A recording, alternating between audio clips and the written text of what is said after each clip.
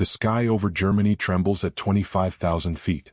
Four-engine bombers drone forward in tight formation, their aluminum skins rattling under the constant vibration. Oxygen masks hiss. Frost creeps along the glass. Below, black bursts of flak claw upward, violent, unpredictable, closing in. Bandits, 12 o'clock high, stand by. Gunners swing their turrets. Eyes scan the horizon. Then, something strange. A streak, thin, fast, cuts across the sky. Too fast. Did you see that? Negative contact. Must be a reflection. It's gone. No propellers. No contrail pattern they recognize. Just a blur. Control, we've got. The radio erupts. Brake, brake, jet. And then it comes back. Screaming through the formation like a bullet. Sleek, silver, impossibly fast. Cannons flash. A bomber explodes. What they thought was a glitch was the beginning of a new kind of war. The first encounter with the Messerschmitt Me 262 had just begun.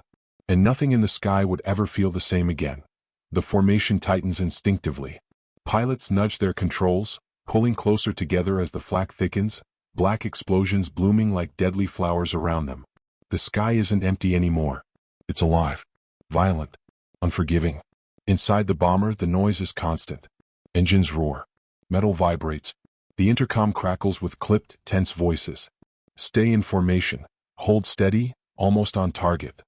A gunner wipes frost from the corner of his window, squinting into the pale horizon. His breath fogs the glass instantly.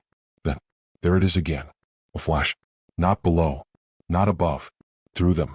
Too fast to track. Contact high speed, left side. I don't see anything. Where? Another crew cuts in over the radio, voice strained. We just lost one. Something hit them. No warning.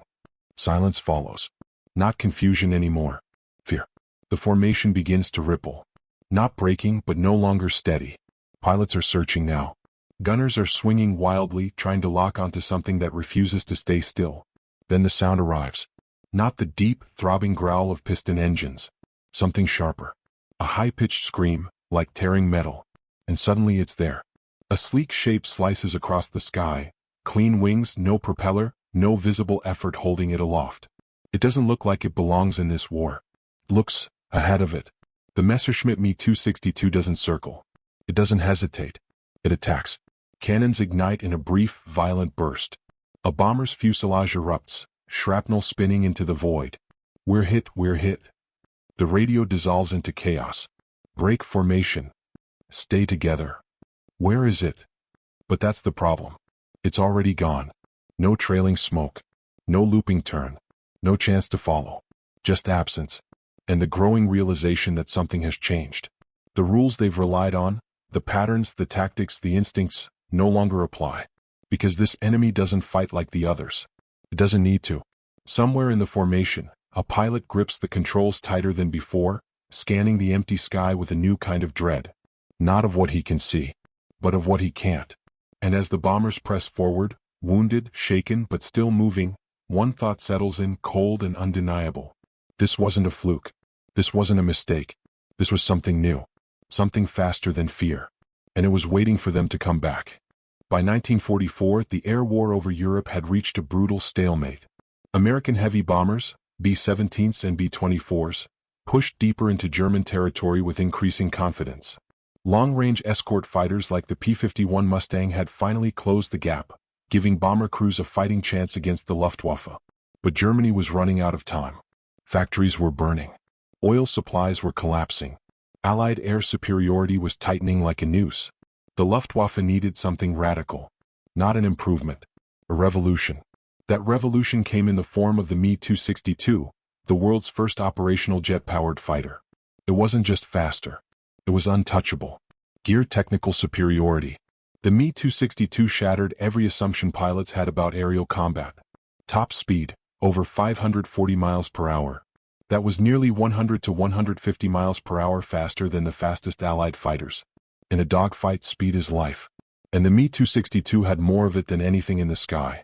Its twin-jet engines, Jumo 004S, produced a high-pitched scream unlike the rumble of piston engines. No propeller. No warning growl. Just a sudden, terrifying roar as it appeared and disappeared in seconds. Its armament was even more devastating. For 30 million Malawian kwaches, 108 cannons mounted in the nose. Each shell could tear apart a bomber with just a few hits. No long chases. No drawn-out engagements. One pass. One kill. Gone. Fire the first shock encounters. The first operational encounters came in mid-1944. American bomber crews reported sightings of unidentified fast aircraft that didn't behave like anything they'd seen before. At first, many dismissed them. Optical illusions. Mechanical anomalies. Pilot error. But the reports kept coming. Then came the losses. One mission over southern Germany, clear skies, high visibility. A formation of B-17 flying fortresses pressed toward a critical industrial target. Escort fighters were stretched thin. Everything seemed routine. Until it wasn't. A single Me-262 approached from above. No weaving. No hesitation. It dove straight through the bomber formation. Gunners barely had time to react. The closing speed was too high. By the time they fired, the jet was already past them. A burst of cannon fire. AB-17's wings snapped apart. The aircraft spiraled down, trailing smoke and debris. Inside seconds, the jet was gone. No pursuit. No counterattack. Just silence and shock. Enemy perspective, fear and frustration. For Allied pilots, the Me-262 wasn't just dangerous. It was deeply frustrating. You couldn't dogfight it. You couldn't chase it. Even the fastest escorts struggled to intercept it unless they caught it during takeoff or landing, its only vulnerable moments. Pilots described it as fighting a ghost. You saw it too late. And when you reacted, it was already gone. Bomber crews felt exposed in a way they hadn't since the early days of the war. The sky, once dominated by formations and defensive firepower, suddenly felt unpredictable again. Direct hit strategic impact.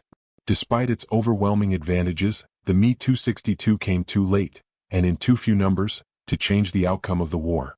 Production delays. Fuel shortages. Pilot training issues. And one critical strategic mistake. It was initially pushed into a fighter-bomber role, reducing its effectiveness as an interceptor. Still, when deployed correctly, it was lethal. In the final months of the war, Me-262 units inflicted significant losses on Allied bombers. They proved something undeniable. The era of piston engine dominance was over. The future belonged to jets. As encounters with the Me-262 increased, Allied command began adapting, fast.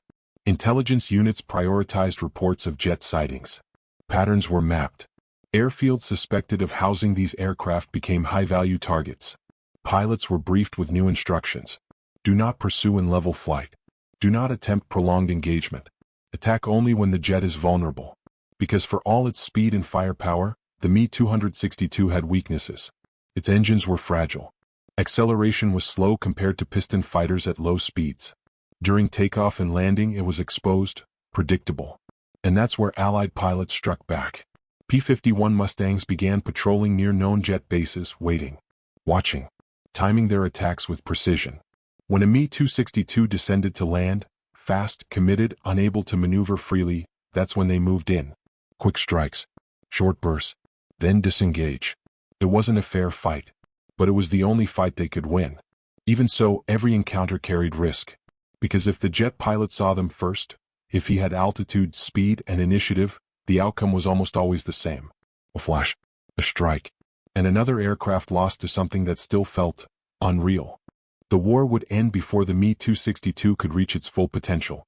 Airfields were overrun. Fuel lines collapsed. Pilots scattered or captured.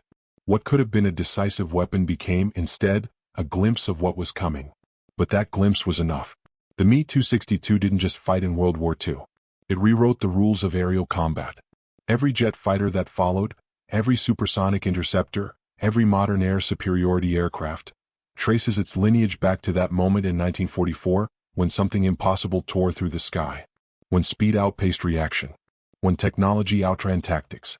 When experienced combat crews looked out into the open sky and saw something they could not understand.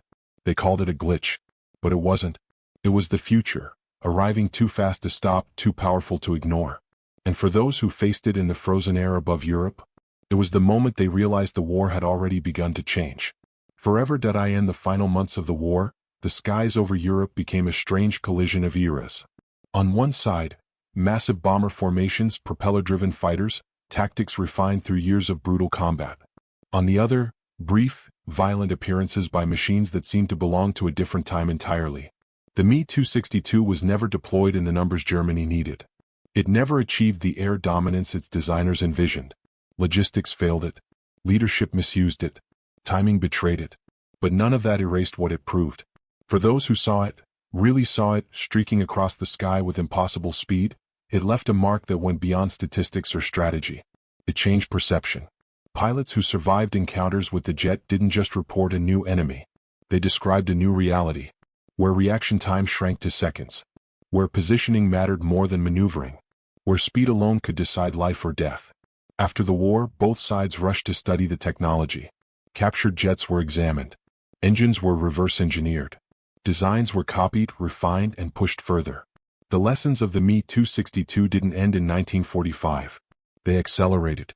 Within years, jet fighters would dominate every major air force on Earth. Dogfights would evolve. Speeds would double, then triple. The sky itself would become a different battlefield, one shaped by the very ideas first proven in those desperate final missions over Germany. And yet, behind all the engineering and progress, there remains something deeply human about that first moment.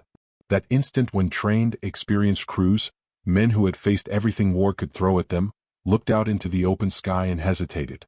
Because what they saw didn't fit, didn't make sense, didn't follow the rules. They questioned their instruments, their eyes, their instincts. They thought it was a glitch. But history rarely announces itself with clarity. Sometimes, it arrives in a blur, too fast to process, too sudden to understand. And only later do we realize that we weren't witnessing an anomaly. We were witnessing a turning point. A moment when the future didn't wait its turn. It simply appeared, uninvited, unstoppable, and rewrote the sky forever.